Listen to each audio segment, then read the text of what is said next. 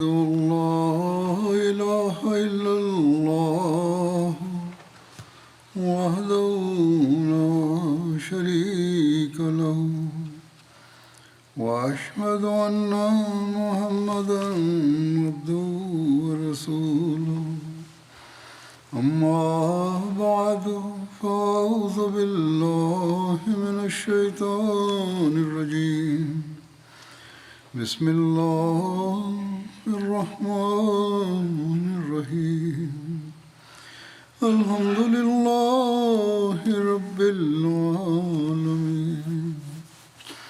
الرحمن الرحيم مالك يوم الدين إياك نعبد وإياك نستعين اهدنا الصراط المستقيم صراط الذين أنعمت عليهم غير المغضوب عليهم ولا الضالين.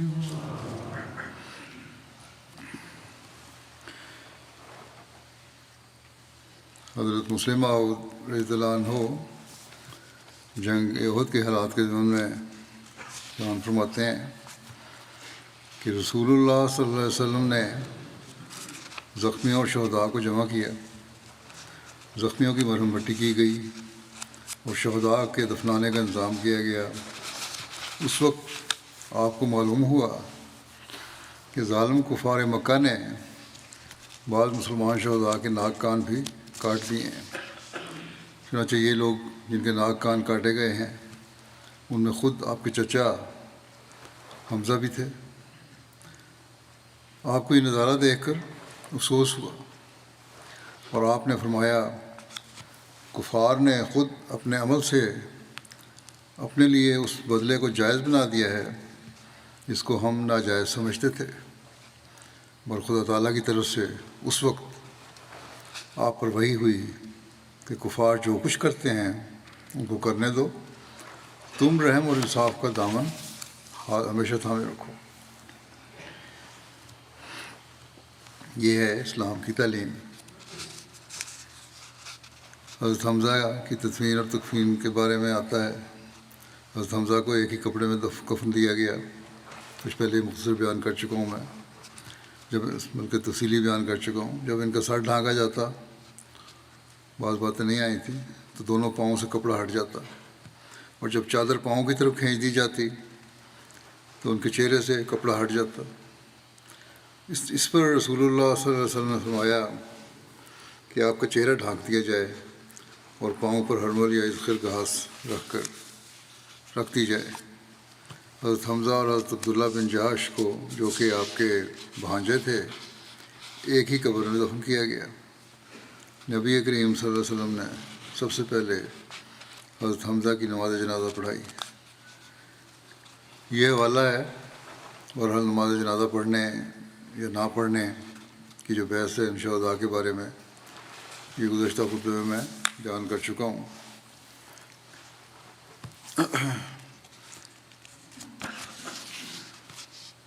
نوحہ اور بین جو مردوں پہ فوت شدگان پہ کیا جاتا ہے، اس کی کس پرحکمت انداز میں آپ صلی اللہ علیہ وسلم نے ممانعت فرمائی۔ ایک روایت میں آتا ہے، اور یہ حضرت عبداللہ بن عمر کی روایت ہے، کہ حضرت صلی اللہ علیہ وسلم جب احد سے واپس لوٹے تو آپ صلی اللہ علیہ وسلم نے سنا کہ انصار کی عورتیں اپنے خاوندوں پر روتی اور بین کرتی ہیں۔ آپ نے فرمایا کہ کیا بات ہے، حمزہ کو کوئی رونے والا نہیں؟ انصار کی عورتوں کو پتہ چلا تو پھر وہ حضرت حمزہ کی شہادت پر بین کے لیے اکٹھی ہو گئی۔ پھر نبی کریم صلی اللہ علیہ وسلم کی آنکھ لگ گئی، کچھ فاصلے پہ تھے مسجد میں میرے خیال میں، اور جب بیدار ہوئے تو وہ خواتین اسی طرح رو رہی تھیں۔ نبی کریم صلی اللہ علیہ وسلم نے فرمایا کہ آج حمزہ کا نام لے کر روتی رہیں گی، یہ لوگ بند نہیں کریں گی، انہیں کہہ دو کہ واپس چلی جائیں۔ تب نبی کریم صلی اللہ علیہ وسلم نے انہیں ہدایت فرمائی کہ اپنے گھروں کو واپس لوٹ جائیں اور آج کے بعد کسی مرنے والے کا ماتم اور بین نہ کریں۔ تو اس طرح حضرت صلی اللہ علیہ وسلم نے مردوں پر نوحہ کرنا ناجائز قرار دیا، اور کسی بھی قسم کا جو نوحہ اور بین ہے وہ ختم کر دیا۔ یوں بڑی حکمت سے حضرت صلی اللہ علیہ وسلم نے انصار کی عورتوں کے جذبات کا خیال رکھا، انہیں اپنے خامدوں اور بھائیوں کی جدائی پر ماتم سے روکنے کے بجائے حضرت حمزہ کا ذکر کیا۔ ان پر رونے والا کوئی نہیں۔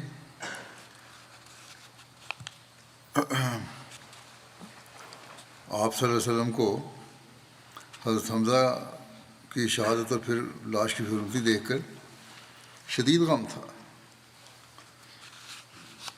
لیکن جب دیکھا کہ انصار عورتیں اب یہ نوحہ بند ہی نہیں کر رہی،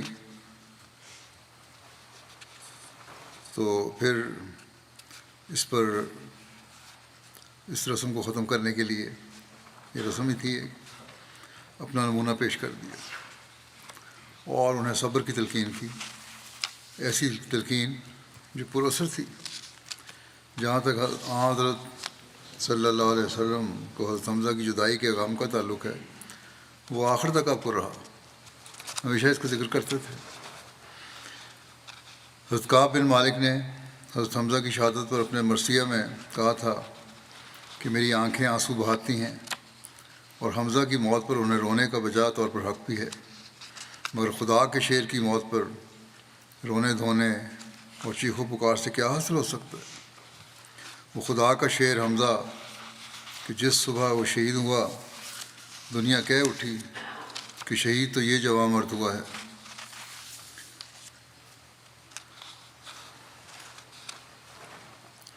حضرت مصعب کی تدفین کے بارے میں آتا ہے کہ رسول اللہ صلی اللہ علیہ وسلم جب حضرت مصعب کی نعش کے پاس پہنچے، ان کی نعش چہرے کے بل پڑی تھی۔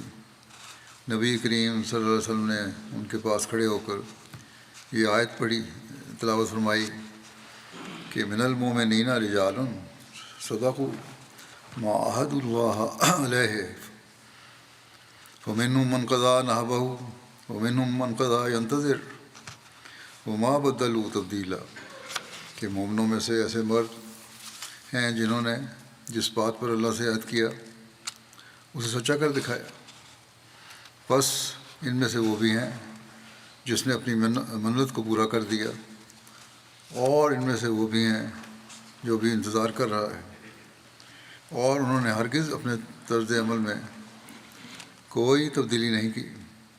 اس کے بعد نبی کریم صلی اللہ علیہ وسلم نے فرمایا انا رسول اللہ یشہد انکم الشہداء عند اللہ یوم القیامہ، کہ خدا کا رسول گواہی دیتا ہے کہ تم لوگ قیامت کے دن بھی اللہ کے ہاں شہداء ہو۔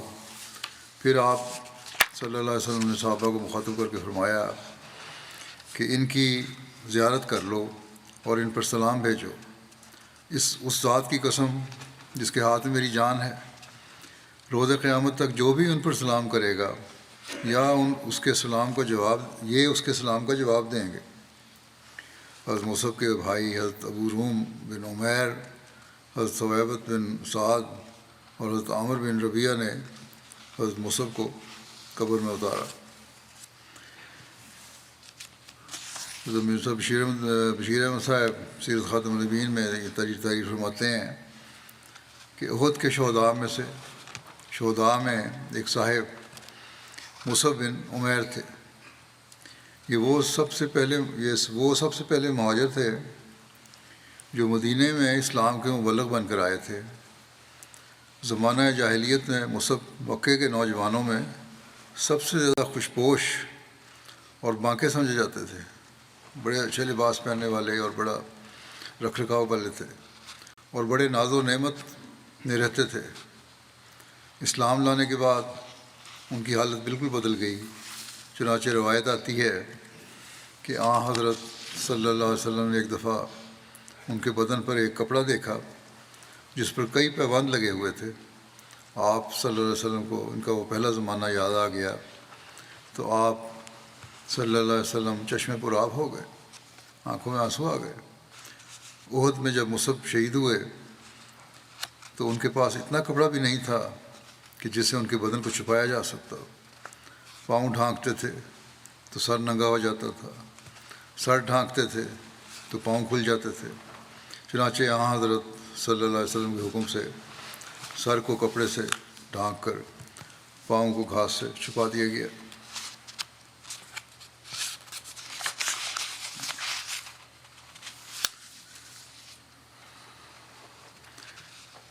احد کے دن جنگ کے بعد رسول اللہ صلی اللہ علیہ وسلم نے ایک دعا بھی کی تھی۔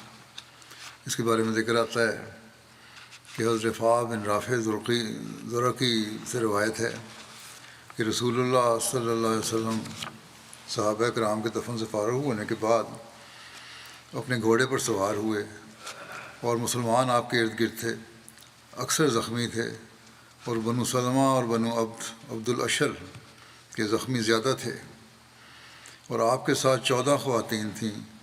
جب احد کے نیچے پہنچے تو آپ نے فرمایا تم سب صف بناؤ تاکہ میں اپنے رب تعالیٰ کی ثنا کروں۔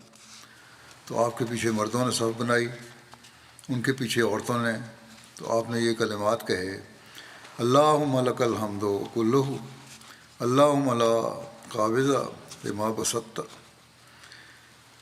ولا باسط لما قبضت ولا ہادی لمن اضللت ولا مضل لمن ہدیت ولا معطی لما منعت ولا مانع لما اعطیت ولا مقرب لما بعدت ولا مبعد لما قربت اللہم ابسط علینا من برکاتک و رحمتک و فضلک و رزقک اللہم انا نسألک النعیم المقیم الذی لا یحول ولا یزول اللہم انا نسألک النعیم یوم العلا اللہم انا نسألک الامن یوم الخوف والغناء یوم الفقر اللہم انی اعوذ بک من شر ما اعطیتنا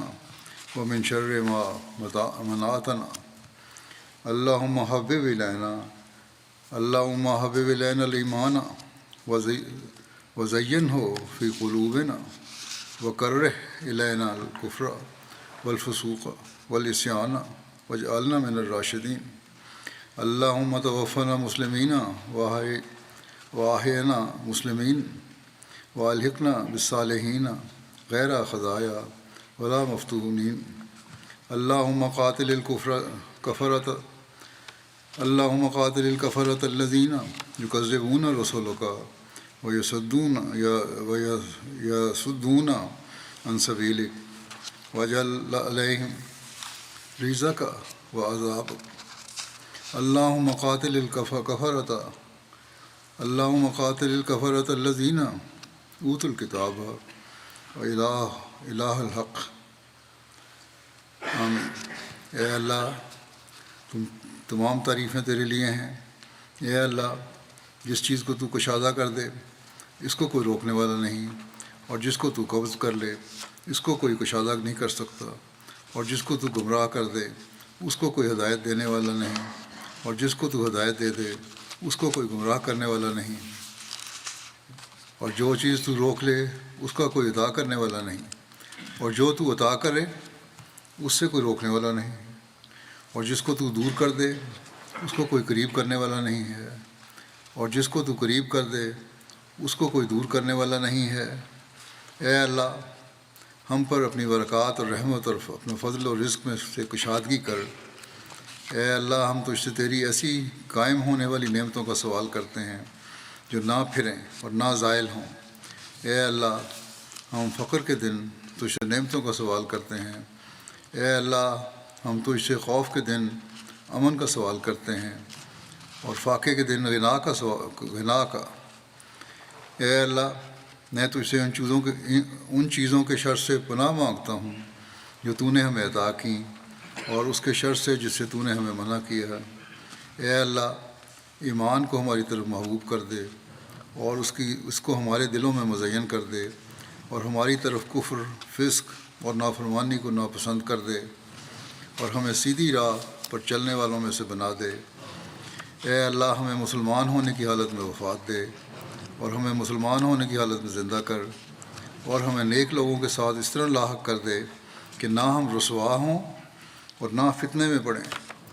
اے اللہ، ان کافروں کو ہلاک کر دے جو تیرے رسولوں کو جھٹلاتے ہیں اور تیرے راستے سے روکتے ہیں، اور ان پر اپنی سزا اور عذاب نازل کر۔ اے اللہ، اے معبود حق، اہل کتاب کافروں کو ہلاک کر۔ آمین۔ یہ دعا تھی جو ہم نے وہاں اس وقت سب لوگوں کو اکٹھا کر کے پڑھی۔ غزوہ احد میں صحابیات کے کردار کا میں نے پہلے بھی ذکر کیا تھا، مزید ذکر کرتا ہوں۔ غزوہ احد میں جہاں مردوں نے جانصاری کی تاریخ رقم کی، وہاں خواتین نے بھی اسلامی لشکر کے شانہ بشانہ خدمت میں نمایاں کردار ادا کیا۔ حضرت ام سلمہ کے بارے میں روایت میں ذکر ملتا ہے کہ انہوں نے غزوہ احد میں شرکت کی تھی۔ چنانچہ حضرت مطلب بن عبداللہ بن حنطب کی روایت ہے کہ رسول اللہ صلی اللہ علیہ وسلم جس روز احد کی جانب روانہ ہوئے تو حضرت صلی اللہ علیہ وسلم نے راستے میں مدینے کے قریب ایک جگہ شیخین کے پاس رات قیام کیا، جہاں حضرت ام سلمہ ایک بھنی ہوئی دستی لائیں جس میں سے حضور صلی اللہ علیہ وسلم نے نوش فرمایا، اس طرح نبیذ لائیں اور آپ صلی اللہ علیہ وسلم نے نبیذ بھی پی۔ راوی کہتے ہیں کہ میرا خیال ہے کہ یہ حریرہ کی طرح کی کوئی چیز تھی۔ حضرت انس بیان کرتے ہیں کہ احد کے دن میں نے حضرت عائشہ صدیقہ اور اپنی والدہ ام سلیم کو دیکھا، وہ مشک میں پانی بھر بھر کر لاتی تھیں اور پیاسوں کو پلاتی تھیں۔ بخاری کی روایت میں ہے کہ حضرت انس نے بیان کیا، جب احد کا دن ہوا لوگ شکست کھا کر نبی صلی اللہ علیہ وسلم سے ہٹ گئے، یعنی دور پرے چلے گئے۔ پھر راوی کہتے ہیں کہ اور میں نے حضرت عائشہ بنت ابوبکر کو دیکھا اور حضرت ام سلیم کو، اور انہوں نے اپنے کپڑے مضبوطی سے باندھے ہوئے تھے۔ میں ان دونوں کی پنڈلیوں کی پازیبیں دیکھ رہا تھا، وہ دونوں تیزی سے مشقیں لے جا رہی تھیں۔ اور اس کے علاوہ کسی دوسرے نے کہا کہ دوسری روایت یہ ہے کہ وہ دونوں اپنی کمروں پر مشقیں اٹھا کر لا رہی تھیں۔ پھر وہ دونوں لوگوں کے منہ میں ان کو انڈیلتی تھیں، یعنی پانی پلا رہی تھیں۔ پھر وہ دونوں واپس ہوتیں، انہیں بھر کے لاتیں، پھر وہ دونوں آتیں اور وہ ان کو لوگوں کے منہ میں انڈیلتیں۔ حضرت ابو سعید خدری کی والدہ ام سلیت بھی دور سے پانی کی مشکیزیں بھر بھر کر لاتے ہیں اور دوسری طرف زخمیوں اور پیاسوں کو پانی پلاتے ہیں۔ حضرت ام عطیہ نے بھی یہی خدمات سر انجام دیں، مگر کچھ دیگر مسلم خواتین باقاعدہ نیزہ اور تلوار ہاتھ میں لے کر دشمنوں سے دو بدو جنگ بھی کرتی رہی ہیں۔ ان میں سے ایک حضرت ام عمارہ ہیں، جیسا کہ گزشتہ خطبے میں بیان کر چکا ہوں کہ جب انہوں نے ابن قمیہ کو رسول اللہ صلی اللہ علیہ وسلم پر حملہ آورتے دیکھا تو بلا خوف و خطر عرب کے اس شاہ سوار کے سامنے مقابلہ کے لیے ڈٹ گئیں اور اس پر متعدد حملے کر کے اسے پسپائی پر مجبور کر دیا۔ ابن ابی شیبہ اور امام احمد بن حنبل نے عبداللہ بن مسعود سے روایت کیا ہے کہ احد کے دن عورتیں مسلمانوں کے پیچھے مشرکین کے زخمی لوگوں کو موت کے گھاٹ اتارتی تھیں۔ بعض صحابیات احد کے میدان میں جنگ کے بعد آئیں، چنانچہ بیان ہوا ہے کہ جب مشرکین چلے گئے تو عورتیں صحابہ کرام کے پاس آئیں، ان میں آپ کی صاحبزادی حضرت فاطمہ بھی تھیں رضی اللہ عنہا۔ وہ جب رسول اللہ صلی اللہ علیہ وسلم کو ملیں تو ان کو چمٹ گئیں اور آپ کے زخم دھونے لگیں، اور علی ڈھال کے ذریعے پانی بہاتے تھے لیکن خون زیادہ بہہ رہا تھا۔ حضرت فاطمہ نے چٹائی کا کچھ حصہ جلا کر راکھ بنا لی اور اس سے زخم کی ٹکور کی، یہاں تک کہ وہ زخم کے ساتھ مل گئی اور خون رک گیا۔ حضرت عائشہ غزوہ احد کے بارے میں خبر لینے کے لیے مدینہ کی عورتوں کے ساتھ گھر سے باہر نکلیں اس وقت تک پردے کے احکام نازل نہیں ہوئے تھے۔ جب حضرت عائشہ حرا کے مقام پر پہنچیں تو آپ کی ملاقات ہند بنت عمرو سے ہوئی، جو حضرت عبداللہ بن عمر کی ہمشیرہ تھیں۔ حضرت ہند اپنی اونٹنی کو ہانک رہی تھی۔ اس اونٹنی پر آپ کے شوہر حضرت عمر بن جموح، بیٹے حضرت خلاد بن عمر اور بھائی حضرت عبداللہ بن عمر کی لاشیں تھیں۔ تینوں کی لاشیں تھیں اونٹ پہ۔ جب حضرت عائشہ نے میدان جنگ کی خبر لینے کی کوشش کی تو حضرت عائشہ نے ان سے پوچھا کہ کیا تمہیں کچھ خبر ہے کہ تم پیچھے لوگوں کو کس حال میں چھوڑ آئی ہو؟ اس پر حضرت ہند نے کہا کہ رسول اللہ صلی اللہ علیہ وسلم بخیریت ہیں اور آپ صلی اللہ علیہ وسلم کے بعد ہر مصیبت آسان ہے۔ اب 3 اپنے قریبی رشتہ داروں کی، خامند، بیٹا، بھائی کی لاشیں اٹھائی ہوئی ہیں، لیکن پوچھنے پر یہ کہا کہ آن صلی اللہ علیہ وسلم ٹھیک ہے؟ تو سب ٹھیک ہے، ان کو تو میں دفنا ہی دوں گی۔ اب جب آپ خیریت سے ہیں تو پھر کوئی ایسی بات ہی نہیں۔ حضرت ام عمارہ سے روایت ہے کہ غزوہ احد کے دن میں یہ دیکھنے کے لیے روانہ ہوئی کہ لوگ کیا کر رہے ہیں۔ میرے پاس پانی کا بھرا ہوا مشکیزہ تھا جو میں نے زخمیوں کو پلانے کے لیے ساتھ لیا تھا، یہاں تک کہ میں حضرت صلی اللہ علیہ وسلم کے پاس پہنچ گئی۔ اس وقت آپ صلی اللہ علیہ وسلم صحابہ کے درمیان میں تھے اور مسلمانوں کا پلڑا بھاری تھا۔ پھر اچانک مسلمانوں کو شکست ہو گئی۔ میں جلدی سے حضور صلی اللہ علیہ وسلم کے قریب پہنچی اور کھڑی ہو کر جنگ کرنے لگی۔ میں نے تلوار کے ذریعے دشمنوں کو آپ کے قریب آنے سے روک رہی تھی، ساتھ ہی میں کمان سے تیر بھی چلا رہی تھی، یہاں تک کہ اسی میں خود بھی زخمی ہو گئی۔ ایک سیرت نگار نے بیان کیا ہے کہ جس عورت نے جنگ احد میں جنگ کی اور شکست کے وقت رسول اللہ صلی اللہ علیہ وسلم کی حفاظت کے لیے بہادری کی حد تک پہنچی ہوئی تیر اندازی کی، وہ حضرت ام عمارہ تھیں۔ عمارہ نصیبہ مازینیہ تھیں۔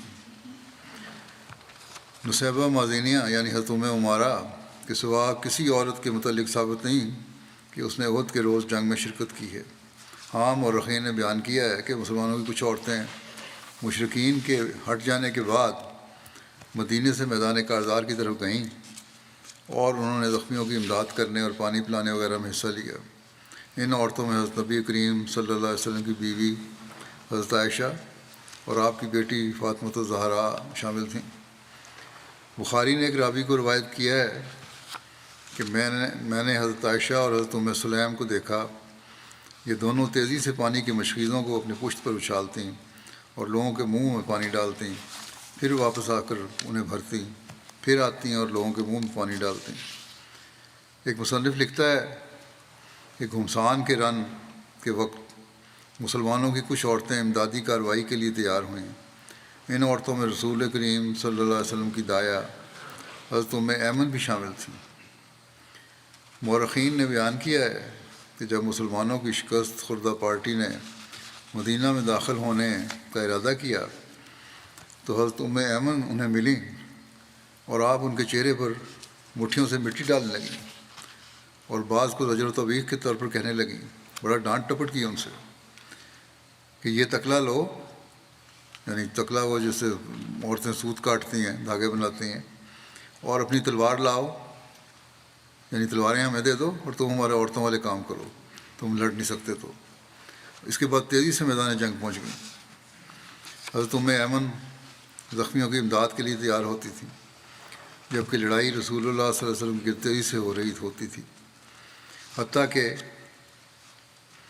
انہیں امدادی کارروائی کے دوران مشرکین کے تیر بھی لگتے تھے۔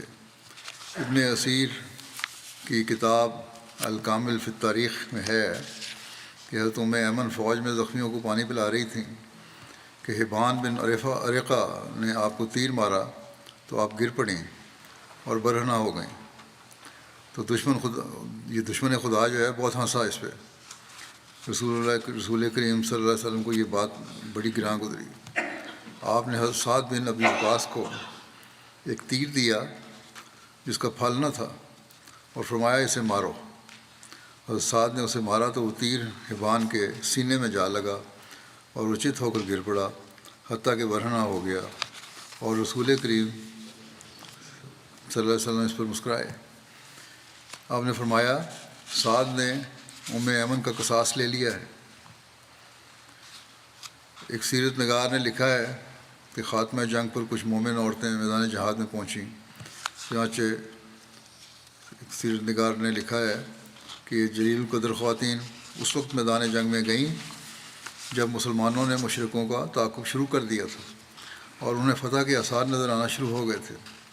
مختصر یہ ہے کہ مسلم خواتین میدان احد کی طرف اس وقت گئی ہوں گی کہ نمبر ایک جو امکانات ہی ہیں کہ جب مسلمانوں کی فوج میں تو باقاعدہ شامل نہیں تھیں، جب مسلمانوں کی ابتدائی فتح کی خبر مدینہ پہنچی تو یہ خبر سن کر وہ احد کی طرف آئی ہوں گی، لیکن تب تک میدان جنگ کا نقشہ بدل چکا تھا، لہذا مسلمان عورتوں نے بھی میدان جنگ میں حصہ لیا۔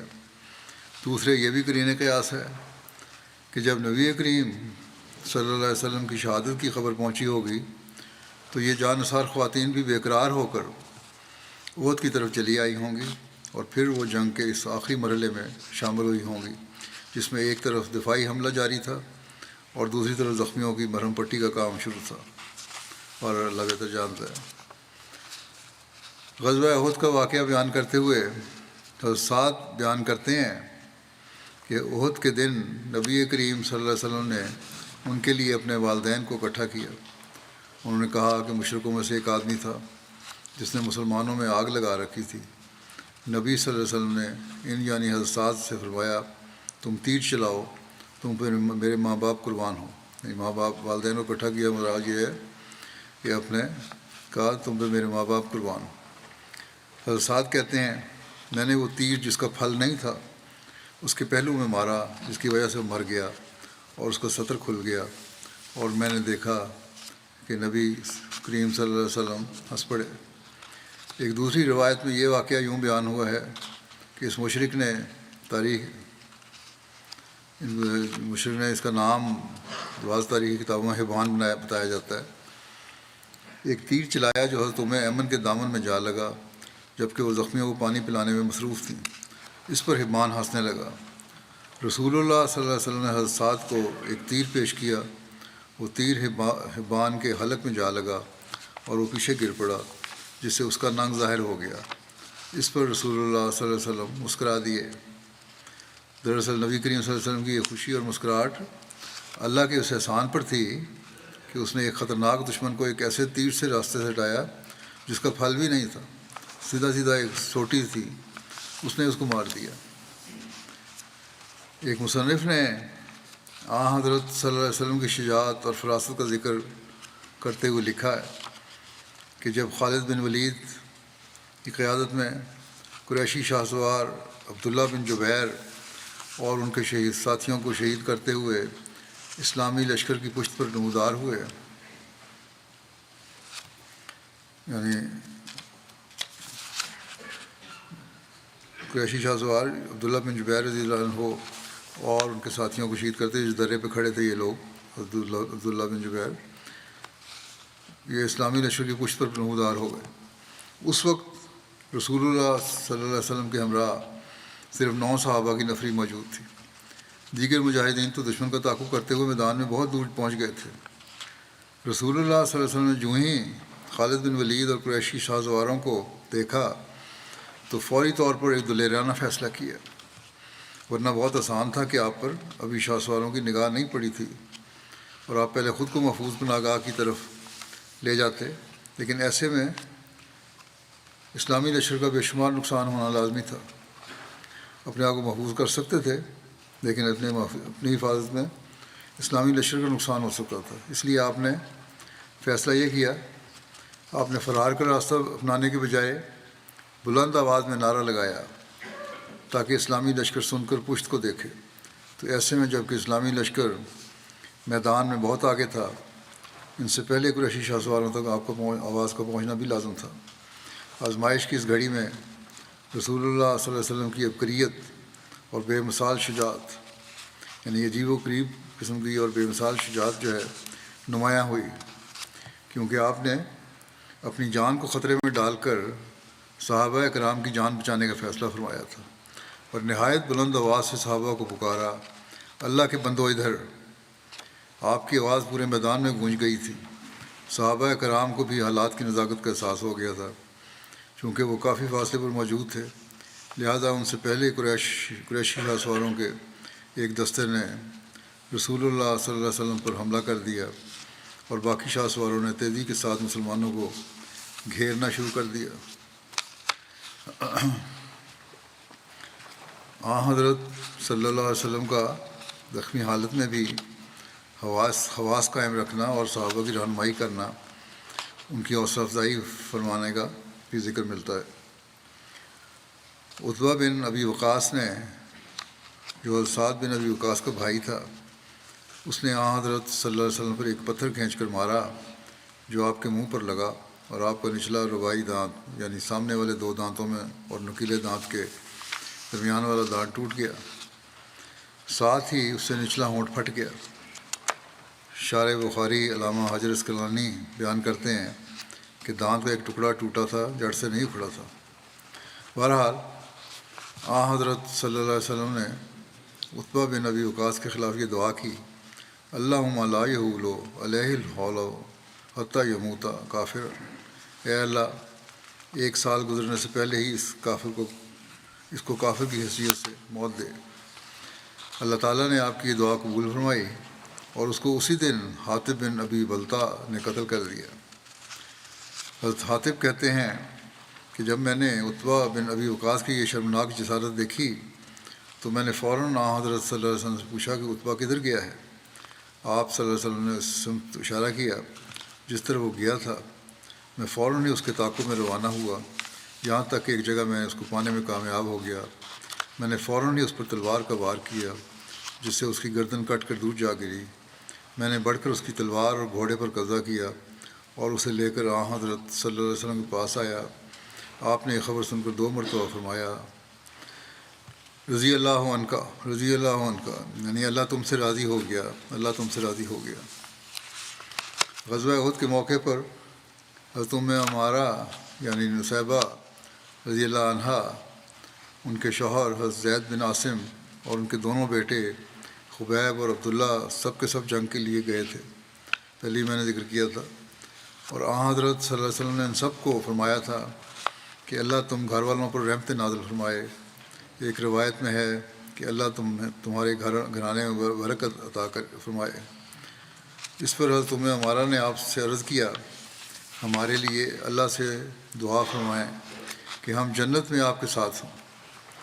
آپ صلی اللہ علیہ وسلم نے دعا کرتے فرمایا، اے اللہ ان کو جنت میں میرا رفیق اور ساتھی بنا۔ اسی وقت حضرت عمارہ نے کہا، مجھے اس کی پرواہ نہیں ہے کہ دنیا میں مجھ پر یہ کیا گزرتی ہے۔ یہ تھی ان مخلص صحابیات کی جرأت اور حضرت صلی اللہ علیہ وسلم سے عشق و محبت اور وفا کی مثال، اور یہ بھی کہ اللہ تعالیٰ کی رضا کے حصول اور اس کے دین کی خاطر قربانی کرنے کے مقابلے پر دنیا ایک حقیر چیز تھی۔ عورتوں کو بڑا ہوتا ہے، بعض عورتوں کو، دنیاوی عورتوں کو، لیکن یہ دین پہ قربان ہونے والی عورتیں تھیں۔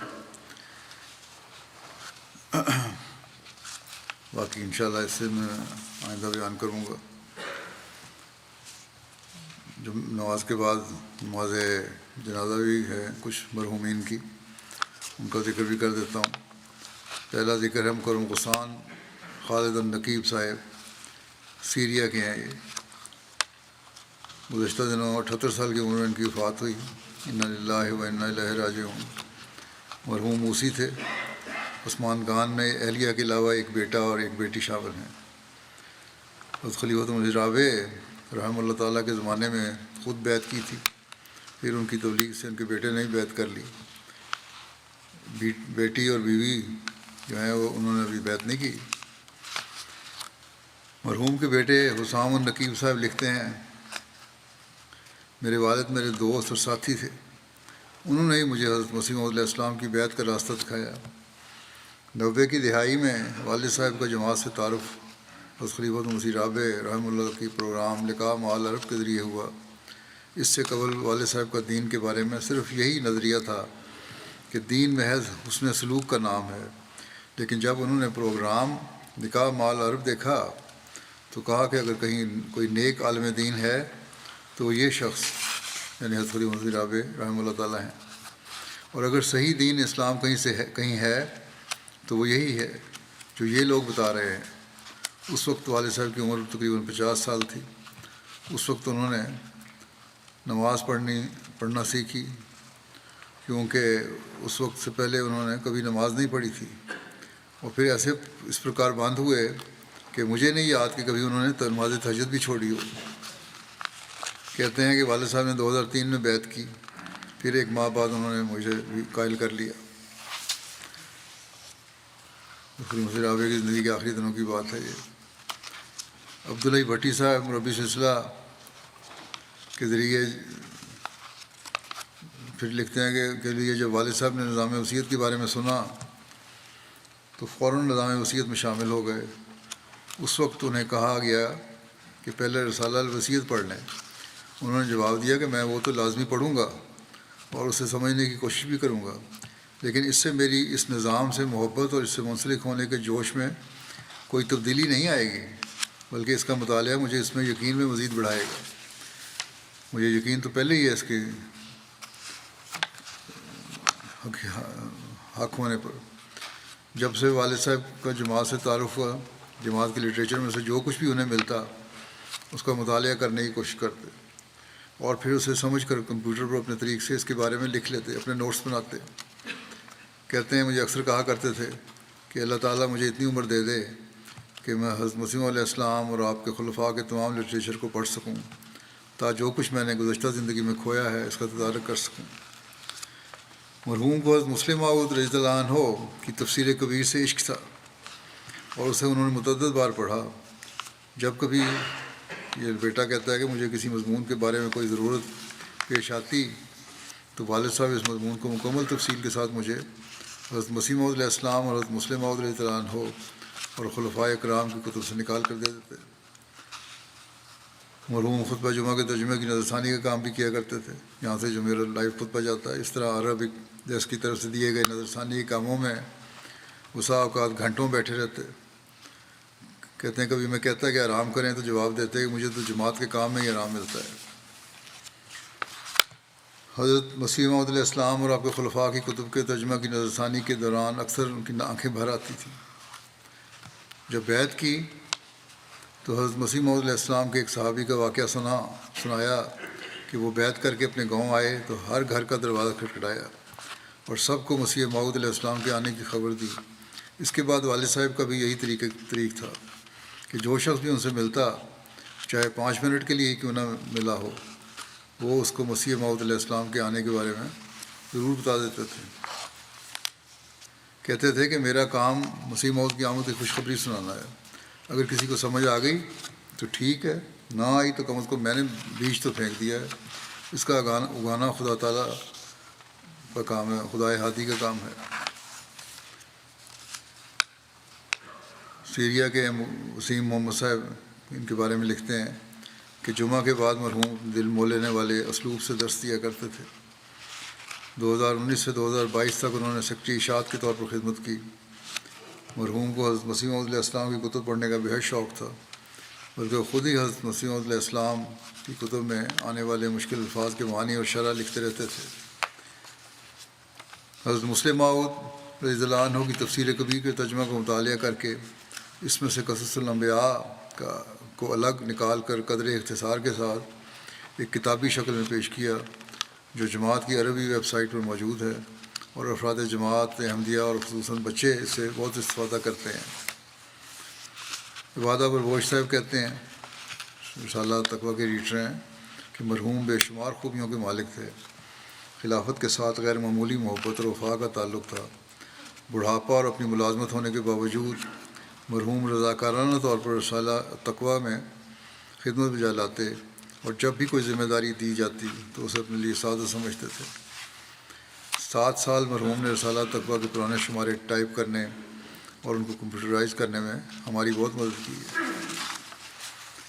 اللہ تعالیٰ مرحوم سے مغفرت اور رحم کا سلوک فرمائے، درجات بلند فرمائے، ان کے بچوں کے حق میں ان کی دعائیں قبول فرمائے۔ دوسرا ذکر ہے عزیزہ نوشابہ مبارک اہلیہ عزیزم جلیس احمد مربی سلسلہ، جو یہیں شعبہ آرکائیو میں اور حلقہ میں ہیں، ان کی اہلیہ تھیں۔ گزشتہ دنوں پاکستان سے واپس آتے ہوئے روا اور لاہور کے درمیان ایک حادثے کا شکار ہو گئیں اور وفات ہو گئی ان کی۔ انا للہ و انا الیہ راجعون۔ ان کی پسماندگان میں میاں اور والدین کے علاوہ 4 بھائی اور 2 بہنیں ہیں۔ مرحومہ کی وصیتی کارروائی ہو رہی تھی کہ اچانک وفات ہو گئی ہے۔ بہرحال وہ کارروائی تو ہو رہی ہے، انشاءاللہ وصیت تو ہو جائے گی ان کی، اس لحاظ سے موسیاں ہیں۔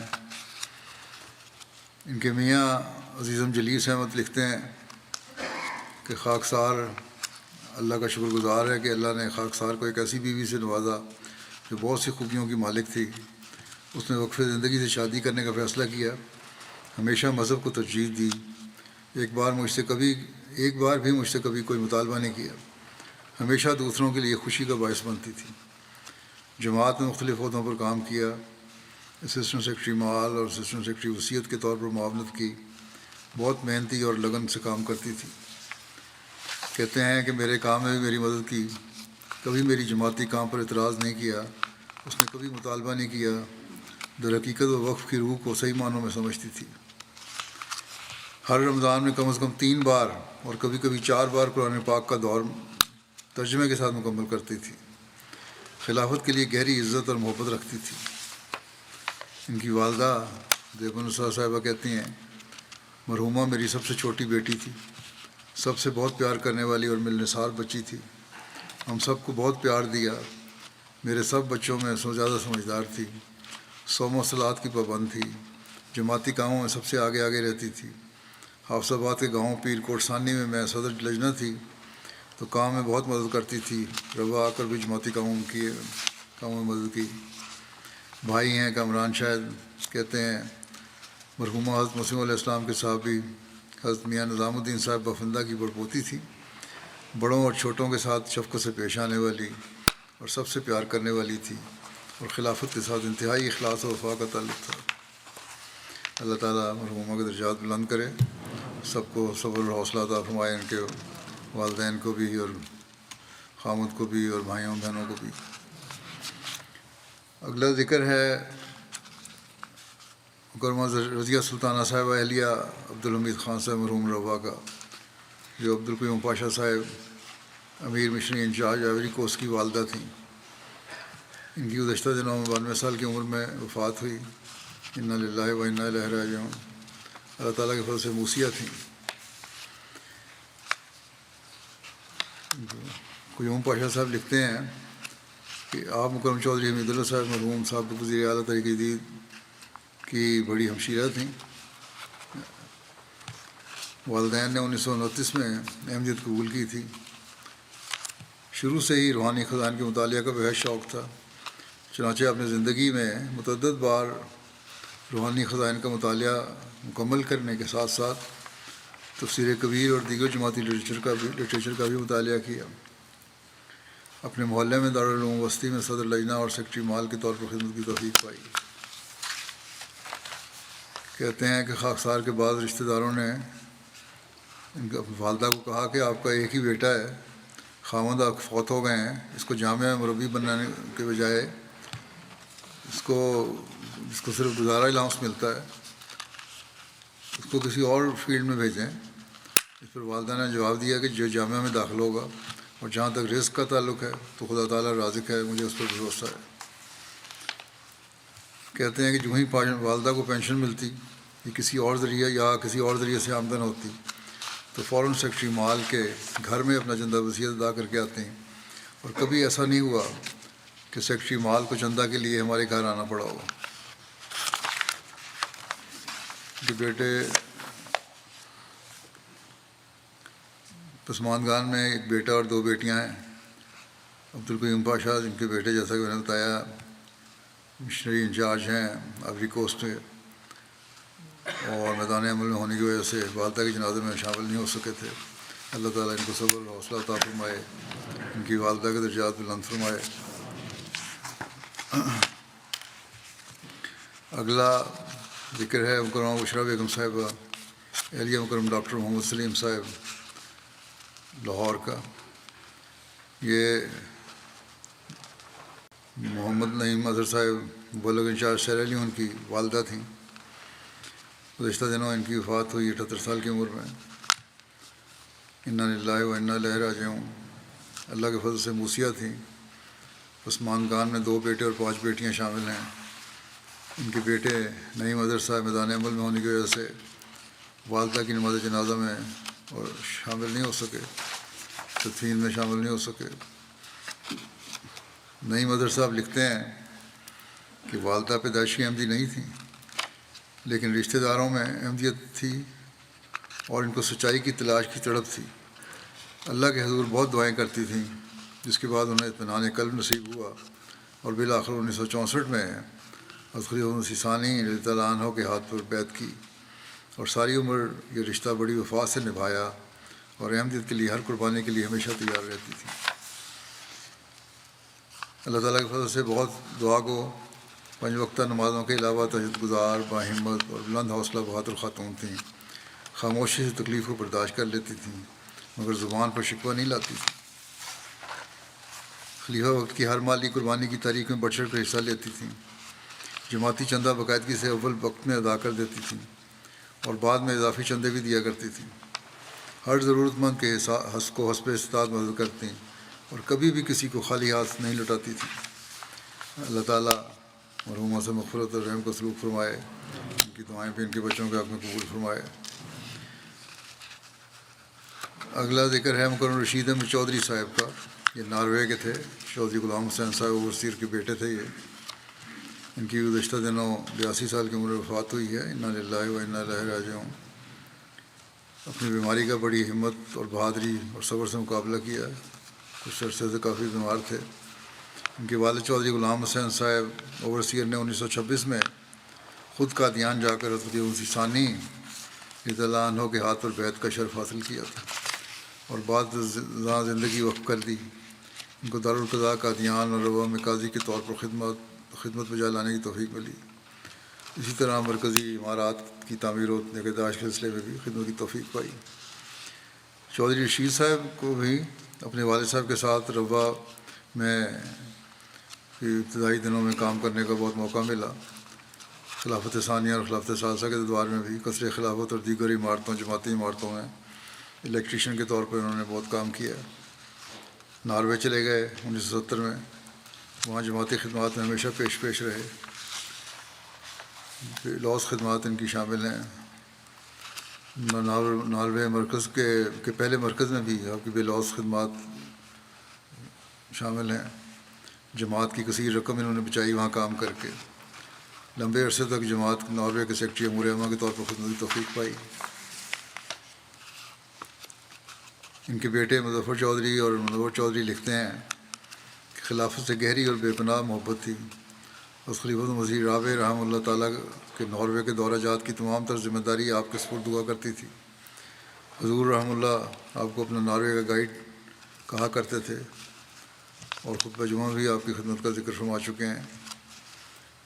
مجھ سے بھی خلافت کے بعد انتہائی وفا کا تعلق تھا. پہلے ہی واقفیت تھی ان کی، لیکن وہ تعلق بعد میں بہت بڑھ گیا. ان کے والد صاحب بھی میرے والد سے بڑے قریبی تھے اور تعلق والے تھے. بچپن سے چودھری غلام حسین صاحب کو ہم نے دیکھا ہے. ہمیشہ مسکراتے رہنے والے تھے، بڑی اچھی طبیعت تھی. اور چودھری رشید صاحب کی بھی عادتیں اپنے والد سے کافی ملتی تھیں. اللہ تعالیٰ ان سے مغفرت کا سلوک فرمائے. بلا امتیاز و مذہب ملت مخلوق خدا کی ہمدردی کے لیے ہمیشہ تیار رہتے تھے. عثمان خان میں اہلیہ کے علاوہ 2 بیٹے اور 4 بیٹیاں شامل ہیں. اللہ تعالیٰ اور ایک ان کی یہ مکرم انعام اللہ کوثر صاحب امیر جماعت آسٹریلیا اور مشنری انچارج آسٹریلیا کے بہنوئی تھے. اللہ تعالیٰ سب کو صبر و حوصلہ عطا فرمائے. نماز کو جیسا میں نے کہا، نماز کے بعد ان کا نماز جنازہ پڑھاؤں گا.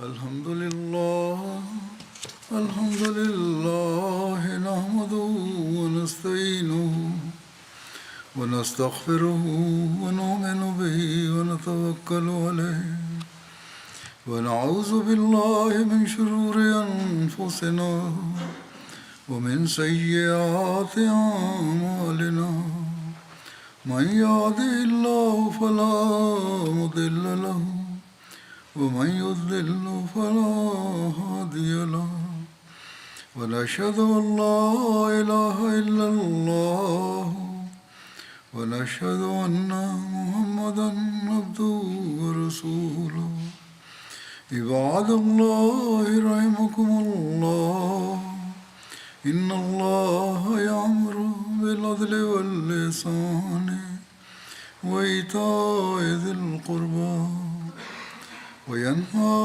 عن الفحشاء والمنكر والبغي يعظكم لعلكم تذكرون اذكروا الله يذكركم وادعوه يستجب لكم ولذكر الله أكبر.